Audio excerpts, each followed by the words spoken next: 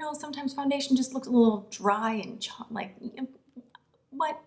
Sign language, you all know what I mean. Okay, I have a sore throat and I just feel like I cannot talk today because I have a sore throat.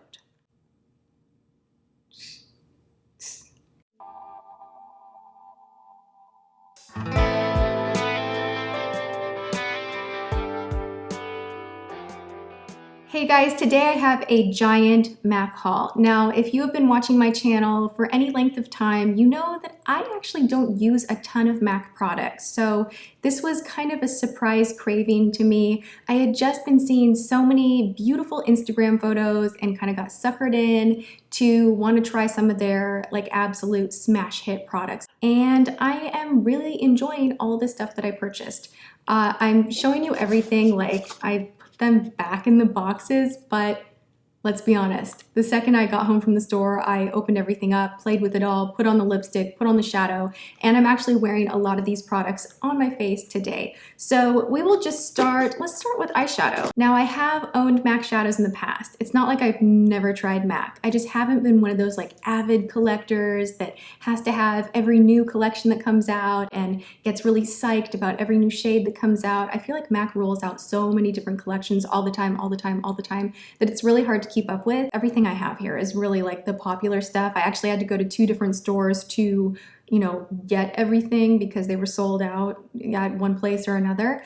Anyway, Wedge and Omega. These are incredible transition shades. I like starting out with a little bit of Omega. It almost looks like nothing. Like I plan on doing a no makeup video, and I think this will be in the mix because it really just adds a shadow and a nice natural looking effect to the eye where you get some definition, but it doesn't look like any makeup. You really have to build these up. There's not a lot of fallout, and it's buildable pigmentation. That's something that across the board you find with MAC shadows. You really need to press them in, layer them up, blend them out, but they are very blendable and layerable and buildable, and I do really like that. The shadows retail for $15, which you know, it's kind of expensive, not as expensive as some other high-end shadows out there. I did try to get these singles, like I wanted to build some little Z palettes, but they were sold out like everywhere. When you buy the singles, you do get a discount and they come in a little envelope thingamadoo like this, and then you would just put it in your own, you know, build your own palette type of a thing, which I will probably be, you know, popping these out and putting them in a Z palette anyway. I just ended up paying more money. The other colors that I picked up are Down Brown, another great neutral. You can do a lot with this guy right here. I picked up Sable, which actually I don't remember asking for this shade, but somehow it ended up in my bag and I like it, so I'm keeping it.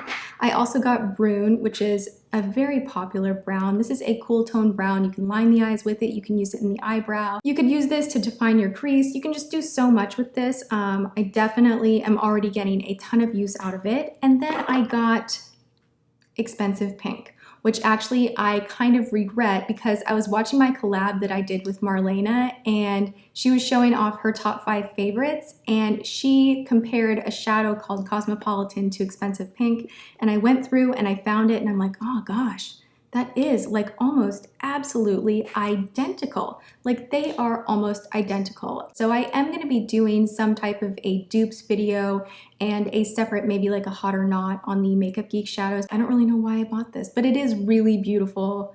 It's beautiful. I just now have 2, so whatever. I also picked up the shade Retrospect. I'm wearing this right on the inner corners of my eye. This actually works really well with Omega just in the crease, and then this all over the lid and a little mascara, and it's kind of your pulled together look that takes you less than 5 minutes.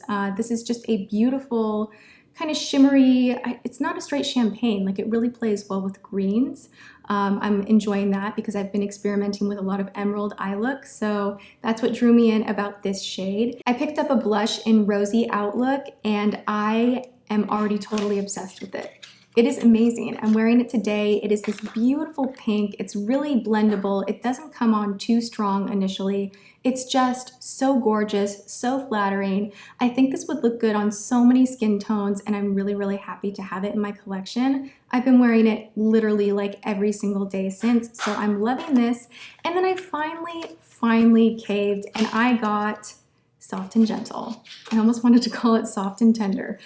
Soft and gentle, I feel like you hear about this in so many videos on YouTube, like it's very, very talked about. And I have so many highlighters that I like that I'm always kind of thinking in my mind, you have that already. Like, why spend the money? Why? You don't need it. But it is pretty amazing. Again, wearing it today, it is beautiful. What I like this the most for though is down the bridge of the nose, because it just gives this beautiful highlight to your nose without being totally obnoxious. It's soft and gentle. It is like its name. I love it. This might be one of the favorite things that I picked up, and I cannot believe how many times I have swatched this in the store and passed it up. Why did it take me so long? Who on earth knows? Let's talk about concealer. You know, I have a lot of favorite concealers, but I keep hearing about the Pro Longwear Concealer. I picked up the shade NC20. It has a very strong yellow undertone, which I really like, and I'm enjoying it. I'm not 100% like, oh, it's my new favorite concealer in the entire world, but I do really, really like it. It does crease a little bit on me, which I was surprised about because so many people are like, oh, it doesn't crease at all. It did a teeny tiny bit. I'm wearing it again today, and you know, it's nice. One thing that I don't like is that you waste so much product with this pump. I really wish it didn't have a pump on it. Maybe I can transfer the product somewhere else, because you just need such a tiny amount to, you know, get under the eye area. I got a Prep and Prime in Bright Forecast. This is a pale yellow highlighter. It's a little clickable pen. I'm in love with this thing. I love the texture of it. I love that I can touch up my under eye area on the go, and it seems to blend right in with my makeup, even on top of powder, which is kind of a no-no. This is just, it's beautiful. I have nothing bad to say about this. I am hooked. I love it. Lipstick. I tried not to go too crazy because I own a lot of lipstick. But lately I have been so hooked on the MAC scent of lipstick. The smell of them is just like cotton candy, buttery, vanilla, something. It's just this warm scent that I so love, and it makes putting on your lipstick really enjoyable. I don't know, I really like it. And I was just completely pulled in by this shade, Japanese Maple. This is my new obsession. I'm wearing it today. I love it. This is a cream sheen, which is my favorite finish for lipstick within the MAC collection. And then I also got Myth because I just felt like I needed it. It's like, how can I not own this classic shade? This one is a satin finish, but it's beautiful. Myth is great. There's a reason why the popular shades are popular. All right, from there, I got a lip gloss, which is actually a repurchase. It's the only thing that is a repurchase here, and that is the lip gloss in see-through. This is just such a beautiful topper for any of your lipsticks. Like if you want to tone down a lip shade, you can put see-through on top of it and it will just kind of nude it up. If you want to intensify a nude shade, this will make it more intense, and it just does this thing where it gives your lips more volume and makes you look like you have a beautiful, kissable pout. I have two new products that I have never used. Again, this whole video is kind of like, why have I never tried this? The MAC Fix Plus. I don't know, it was calling to me. I was like, maybe I can mist this on my face before putting on primer or a serum or whatever, and then have it on hand to mist my brushes or my shadows. And I just love the MAC Cleanse Off Oil so much that I kind of am okay with trying out some of their skin whatnot. The last item that I got, I don't know why I got this actually. Why did I get this? I don't even have like super like dry skin, but I wanted this because I thought it would really plump up my skin before applying makeup, and that maybe it would work out great. And I've heard a lot of people talk really positively about it, and that is the Moisture Infusion Serum Hydrant. Yeah. This is the Prep and Prime. I had no idea how expensive this was until I was actually paying for the products, and they're like, oh, bringing up, and they scan it, and it's $40, and I was like, oh my gosh. So this better be good. I've only used it twice, and I have to say I had really good makeup days, like on my face. Like my foundation was doing, you know, pretty great both times that I used it. I will have to see if it makes me break out or not, because that's my issue with a lot of products, is some work for my skin, some don't.